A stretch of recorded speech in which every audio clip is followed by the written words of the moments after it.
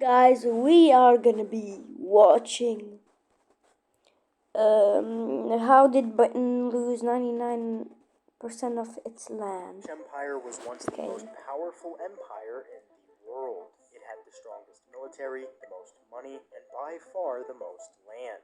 At its peak, Great Britain actually had over 13 million square miles of land, which is twice the size of Russia. But today, Britain itself only controls about 95,000 square miles of land, which is roughly the size of Oregon. Now you might think this happened over a couple of centuries, but what if I told you that Britain actually lost all of that land within 50 years? Now you might be asking how all of this is possible. Well, luckily for you, I think I know the answer. So first, how did it all start? Well, the British Empire wasn't built in a day. Back in the late 1500s, England was just a baby country. Compared to Spain and Portugal, who were already dominating global trade and exploration, England was just another European kingdom looking for a way to expand its influence. But it wouldn't be long until all of this changed. The first big step was to colonize North America. In 1607, England established Jamestown, its first permanent colony in what is now the United States. Over the next century, more settlements popped up, eventually forming the 13 colonies. But while North America was important, it's not what made Britain rich. This is because the real money was in the Caribbean. You see, in the early 1600s, when Britain seized islands from the Spanish and other European rivals, it took control of Barbados and later expanded to Jamaica after capturing it from Spain. These islands would actually turn out to be absolute money machines for the British, all because of one thing: sugar. Sugar had actually become one of the most sought-after commodities at the time. The Caribbean's warm climate, rich soil, and long growing seasons made it the perfect place for sugar cane to grow. European demand for sugar skyrocketed, making it an incredibly profitable industry that made Britain rich. This cash crop turned Britain into a major player in global So you telling me sugar made Britain rich, trade, bro? and now What the the empire not fuck? only had the will to conquer other nations, it had the money to do so. Meanwhile, on the other side of the world, Britain had its eyes on India. You see, the textile and spice trade in India was booming, and there was a lot of money to be made there. Money that Britain wanted. So Queen Elizabeth granted a royal charter to a group of merchants, giving them exclusive trading rights in the East Indies. Together they formed the British East India Company. Initially, the company focused on trade, but competition with the Dutch and Portuguese pushed it to establish its own military and alliances in India. This is when the company's influence began to expand rapidly, using a mix of diplomacy, military force, and local alliances to tighten its grip on Indian rulers. By the mid-1700s, Britain wasn't just competing in global trade, it was actively seizing land and resources to build an empire that spanned multiple continents. The riches of India, from textiles to spices and raw materials, poured into Britain. Britain was the strongest, the richest. The empire's desire to expand. British merchants I don't and even know officials what to became say. incredibly wealthy, and the control over India became one of the key pillars of Britain's growing dominance. However, while Britain flourished, resentment among the local population was beginning to boil. Fast forward to the 1800s, and Britain was at its peak. The Industrial Revolution was in full swing, making Britain an even stronger force. Factories were churning out goods at an unprecedented rate, and Britain's control over raw materials from its colonies allowed it to dominate global trade. Steamships and railways made it easier to move resources and troops, further solidifying Britain's hold on its empire. Britain was seeing rapid economic growth, and the empire could not be happier. But things were about to get messy. You see, not everyone was happy with the vision that Britain had for Europe. One of these people you may have heard of. His name was Napoleon Bonaparte. Napoleon sought to expand French influence and establish dominance over the continent, while Britain, with its strong naval tradition, aimed to prevent any single power from controlling Europe. Tensions between the two had been building for years, and after Napoleon rose to power following the French Revolution, the rivalry escalated. Britain funded coalitions of European allies to resist French expansion and imposed a strict naval blockade to weaken Napoleon's economy. In response, Napoleon introduced the Continental System, a trade embargo designed to cripple Britain by cutting it off from... Wait. Wait. Can you guys see? Why does Romania's name almost look like Albania?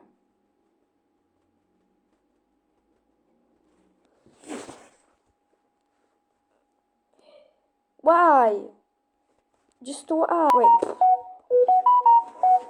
However, this strategy ultimately backfired, as it hurt France's economy more than Britain's and led to widespread resentment among its allies. The Royal Navy played a crucial role in blockading France and defeating Napoleon's forces at sea, particularly at the economy more than Britain's, and led to widespread resentment among its allies. The Royal Navy Britain stronger. The empire was able to seize valuable territories from France and its allies, expanding its empire even further. Britain took control of South Africa, Sri Lanka, and various islands around the world. These acquisitions strengthened British trade routes and naval dominance, ensuring that the empire remained unmatched on the global stage. India, This is often my called first the time crown jewel of the reacting empire, to something. officially became a British colony in 1858 after the British government took over the East India Company. Britain then turned India into a money-making machine, using its resources and manpower to fuel the empire.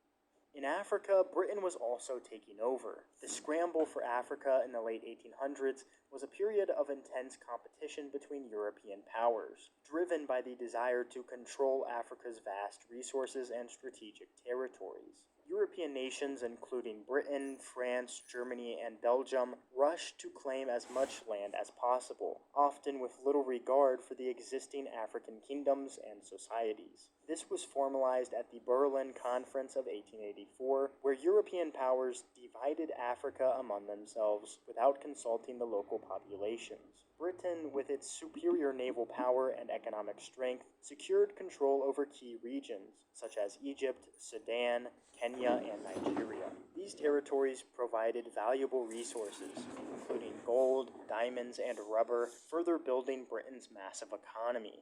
By this point, Britain was on its way to controlling around 25% of the land on Earth. The empire looked unstoppable, but they had already seen a lot of cracks in their armor. The first major hit had been the American Revolution. Britain had been treating its American colonies like a cash cow, taxing them heavily, but the colonists weren't having it. The famous slogan, "No taxation without representation," became their rallying cry. Britain figured it could squash the rebellion quickly, but they underestimated the Americans, and France stepped in to help. Things got messy, and by 1783, Britain had lost its 13 American colonies. It was a humiliating defeat, but the empire still had plenty of land, for now. Losing America forced Britain to rethink its game plan. It shifted focus to Asia, Africa, and the Pacific. But the cracks in the empire's armor kept growing. The 20th century was about to bring even bigger problems. You see, World War I changed everything. The war was devastating for Britain, both in terms of human loss and economic strain. The British Empire had entered the war in 1914 as one of the world's greatest powers, but by the time it ended in 1918, it was left battered and deeply in debt. The war had drained Britain's financial reserves, forcing it to borrow heavily from the United States. Additionally, the war had exposed Britain's dependence on its colonies. Troops from across the empire, India, Canada, Australia, Africa, and the Caribbean, had been called to fight because Britain could not fight on its own.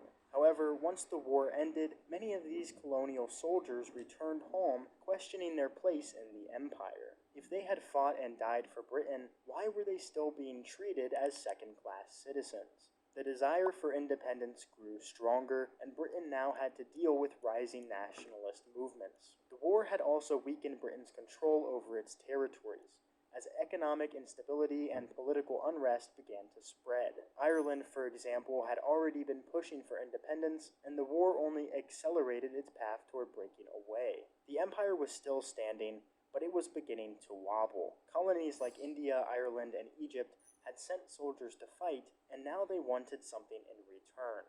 more freedom. The war showed just how much Britain relied on its colonies, and those colonies started demanding more.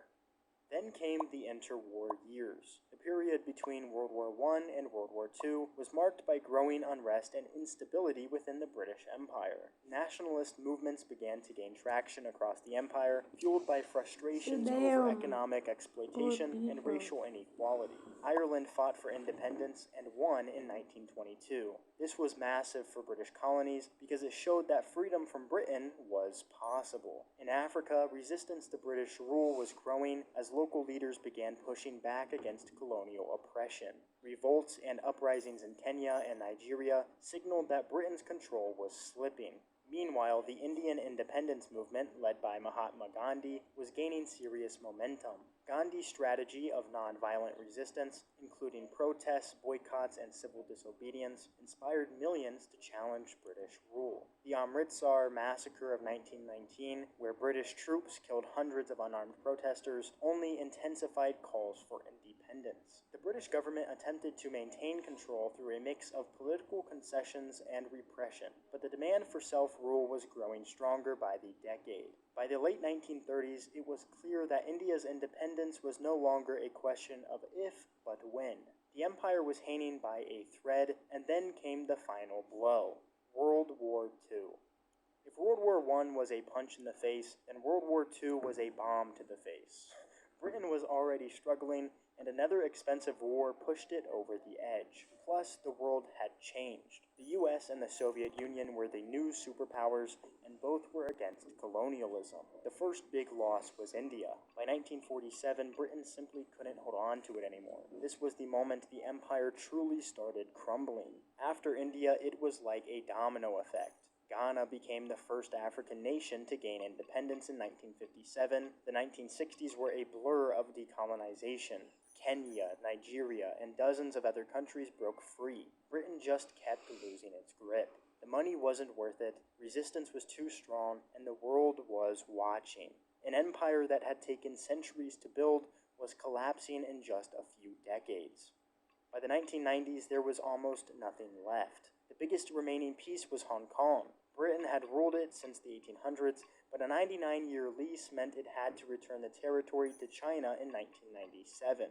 That handover was the final page in the empire's story. For all intents and purposes, Britain's time as the global superpower was over. Today, Britain still has 14 overseas territories. Places like the Falkland Islands, Gibraltar, and Bermuda, they recognize the British monarch, but are still self-governing. Compared to the empire that once ruled a quarter of the world, Britain today is like a blip on the map.